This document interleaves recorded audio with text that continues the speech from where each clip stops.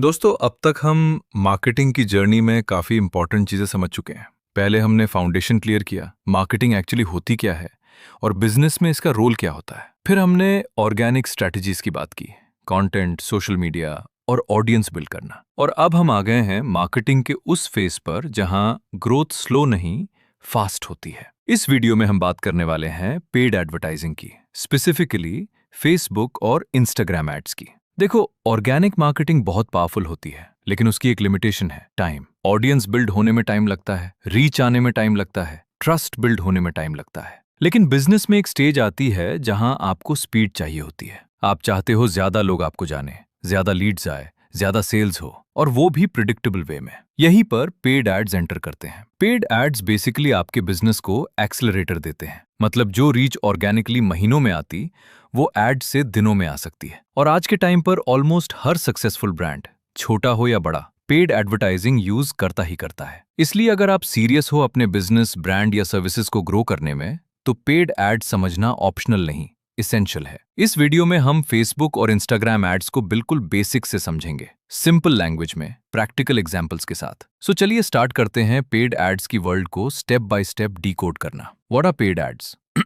चलिए सबसे बेसिक और इंपॉर्टेंट कॉन्सेप्ट क्लियर करते हैं। पेड एड्स होते क्या है? सिंपल लैंग्वेज में समझो, पेड एड्स का मतलब होता है पैसे देकर अपने कंटेंट, प्रोडक्ट या ऑफर को ज्यादा लोगों तक दिखाना। नॉर्मली जब आप सोशल मीडिया पर पोस्ट करते हो तो वो सिर्फ आपके फॉलोअर्स या थोड़े से लोगों तक ही पहुंचती है। इसको ऑर्गेनिक रीच बोलते हैं। ये फ्री होती है लेकिन लिमिटेड होती है। लेकिन जब आप पेड एड चलाते हो तो प्लेटफॉर्म जैसे फेसबुक या इंस्टाग्राम आपकी पोस्ट को उन लोगों तक भी दिखाता है जो आपको फॉलो नहीं करते, लेकिन आपके प्रोडक्ट या सर्विस में इंटरेस्टेड हो सकते हैं। मतलब आप अपनी विजिबिलिटी को मल्टीप्लाई कर देते हो। एक सिंपल एग्जांपल लो, मान लो आपने एक न्यू बेकरी ओपन की। आप इंस्टाग्राम पर केक की फोटो पोस्ट करते हो। ऑर्गेनिक में शायद 80 या 100 लोग देखेंगे, लेकिन अगर आप सेम पोस्ट को पेड एड बना दो और अपने सिटी के लोगों को टारगेट करो, तो वही पोस्ट 5,000 या 10,000 लोग देख सकते हैं, वो भी कुछ घंटों के अंदर। अब सोचो कितने लोग स्टोर विजिट कर सकते हैं। यही रीजन है कि पेड एड्स को मार्केटिंग का शॉर्टकट बोला जाता है। शॉर्टकट का मतलब चीटिंग नहीं, स्पीड। आपको ऑडियंस बिल्ड होने का वेट नहीं करना पड़ता, आप डायरेक्टली ऑडियंस तक पहुंच जाते हो। और आज के कंपेटिटिव मार्केट में जो बिजनेस पेड एड्स यूज नहीं करता, वो एक्चुअली अपनी ग्रोथ स्लो कर रहा होता है। अब नेक्स्ट है फेसबुक एड्स बेसिक्स। अब सवाल आता है, फेसबुक पर एड्स एक्चुअली चलती कैसे हैं? फेसबुक और इंस्टाग्राम एड्स चलाने के लिए एक सेंट्रल सिस्टम यूज होता है जिसका नाम है मेटा एड्स मैनेजर। ये बेसिकली एक कंट्रोल पैनल है जहां से आप अपनी एड्स क्रिएट, मैनेज और एनालाइज करते हो। यहीं पर आप डिसाइड करते हो कि आपका एड ऑब्जेक्टिव क्या है, रीच चाहिए, ट्रैफिक चाहिए या लीड्स। यहीं पर आप ऑडियंस सेलेक्ट करते हो, एज, लोकेशन, इंटरेस्ट्स, बिहेवियर, और यहीं पर आप बजट सेट करते हो। मतलब एक ही डैशबोर्ड से आप पूरा एडवर्टाइजिंग सिस्टम कंट्रोल करते हो। अब एड्स दिखती कहाँ है? सबसे कॉमन प्लेस है फेसबुक न्यूज़ फीड, जहां नॉर्मल पोस्ट्स आती हैं, वहां एड्स भी नेचुरली शो होती हैं। इसके अलावा एड स्टोरीज में दिख सकती हैं, राइट साइड कॉलम में दिख सकती हैं, और मैसेंजर में भी अपीयर हो सकती हैं। और सबसे पावरफुल बात यह है कि मेटा एड्स मैनेजर से आप सिर्फ फेसबुक नहीं, इंस्टाग्राम एड्स भी रन करते हो। मतलब एक ही जगह से दोनों प्लेटफॉर्म्स कवर। इसका एडवांटेज ये है कि आपका एड यूजर को वहां दिख सकता है जहां वो ऑलरेडी टाइम स्पेंड करता है। सिंपल वर्ड्स में, मेटा एड्स मैनेजर आपका एडवर्टाइजिंग कॉकपिट है। और जब आप इसको समझ लेते हो तो आप अपनी रीच और लीड्स को प्रिडिक्टेबल बना सकते हो। Instagram ads basics. अभी तक हमने समझा कि पेड एड्स क्या होती हैं और फेसबुक एड्स का बेसिक सिस्टम क्या है। अब नेचुरली नेक्स्ट प्लेटफॉर्म आता है इंस्टाग्राम। और ऑनेस्टली बोलो तो आज के टाइम पर इंस्टाग्राम एडवर्टाइजिंग बहुत पावरफुल हो चुकी है, स्पेशली अगर आप youth audience, lifestyle products, services या पर्सनल ब्रांड टारगेट कर रहे हो। इंस्टाग्राम एक विजुअल फर्स्ट प्लेटफॉर्म है। यहाँ लोग टेक्स्ट पढ़ने नहीं, कंटेंट देखने आते हैं, रील्स, फोटोज, शॉर्ट वीडियोस। इसलिए इंस्टाग्राम एड्स में क्रिएटिविटी का रोल फेसबुक से भी ज्यादा इंपॉर्टेंट हो जाता है। अब एक इंपॉर्टेंट बात, इंस्टाग्राम एड्स अलग सिस्टम से नहीं चलती, सेम मेटा एड्स मैनेजर से ही इंस्टाग्राम एड्स रन होती हैं। मतलब आपको अलग से कुछ सीखने की जरूरत नहीं, सेम डैशबोर्ड, सेम सेटअप, बस प्लेसमेंट इंस्टाग्राम हो जाता है।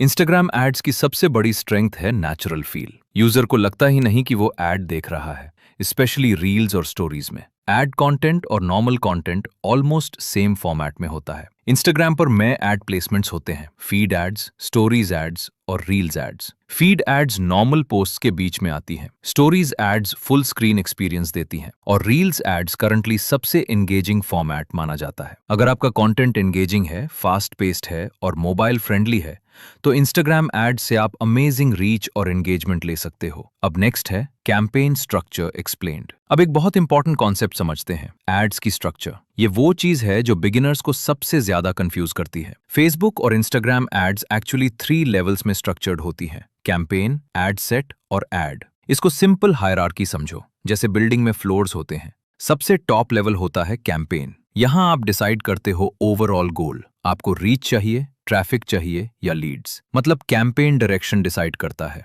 उसके नीचे आता है एड सेट। यहां आप डिसाइड करते हो ऑडियंस कौन होगी, बजट कितना होगा और एड कहां दिखेगी, मतलब टारगेटिंग और मनी कंट्रोल एड सेट में होता है। और सबसे नीचे होता है एड। ये एक्चुअल कंटेंट होता है जो लोग देखते हैं, image, video, text, headline, CTA, मतलब क्रिएटिव लेवल। सिंपल लैंग्वेज में campaign equals goal, ad set equals audience plus budget, ad equals creative.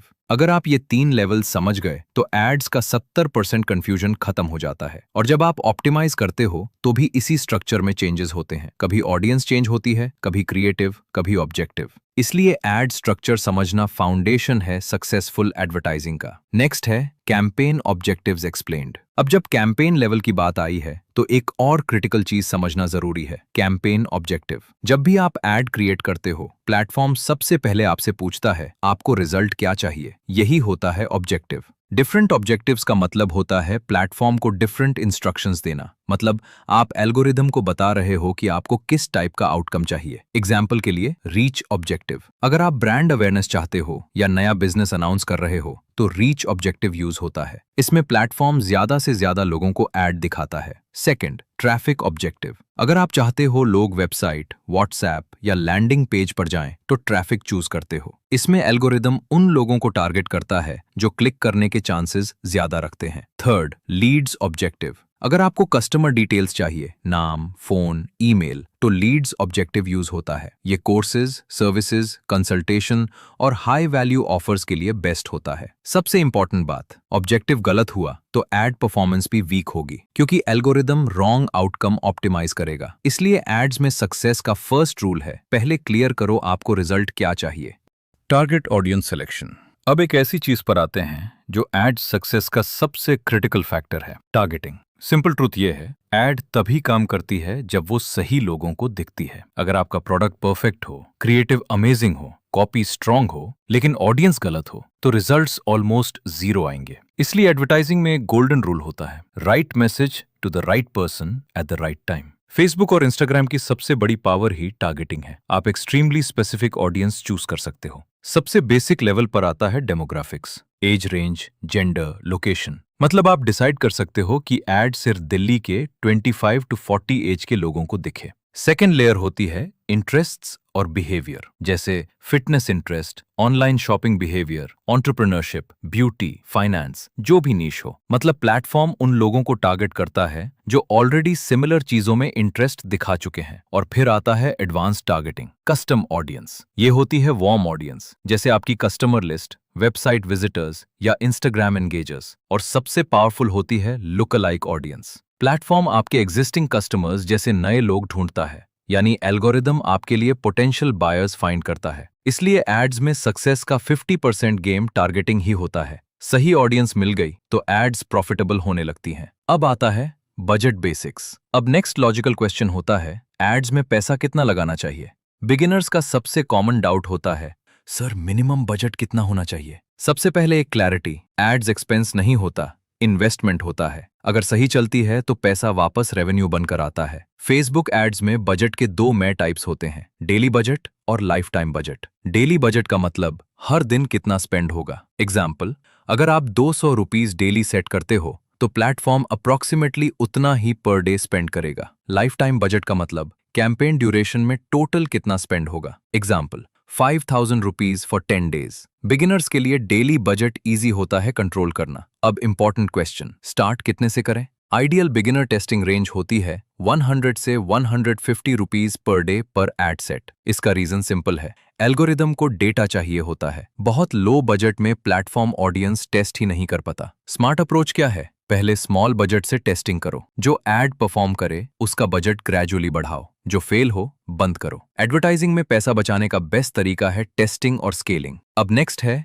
Bidding basics. अब एक कॉन्सेप्ट जो थोड़ा टेक्निकल लगता है लेकिन एक्चुअली सिंपल है। बिडिंग बिडिंग का मतलब होता है आप कितना पैसा देने को रेडी हो जब कोई आपकी एड पर एक्शन ले, जैसे क्लिक, व्यू या conversion. Social media ads actually auction system पर चलती हैं। मतलब आप अकेला एडवर्टाइजर नहीं हो, बहुत लोग सेम ऑडियंस को टारगेट कर रहे होते हैं। प्लेटफॉर्म डिसाइड करता है कौन सी एड किसको दिखानी है बेस्ड ऑन बिड और एड क्वालिटी। इसको सिंपल एग्जांपल से समझो। आईपीएल ऑक्शन, प्लेयर्स लिमिटेड होते हैं, टीम्स ज्यादा होती हैं। जो बेटर बिड और वैल्यू देता है उसको प्लेयर मिलता है। एड्स में भी सेम लॉजिक होता है। अब बिगिनर्स के लिए सबसे इंपॉर्टेंट एडवाइस, हमेशा ऑटोमेटिक बिडिंग यूज करो। इसमें प्लेटफॉर्म खुद डिसाइड करता है कितना बिड ऑप्टिमल होगा बेस्ट रिजल्ट्स के लिए, क्योंकि एल्गोरिदम के पास ह्यूज डेटा होता है।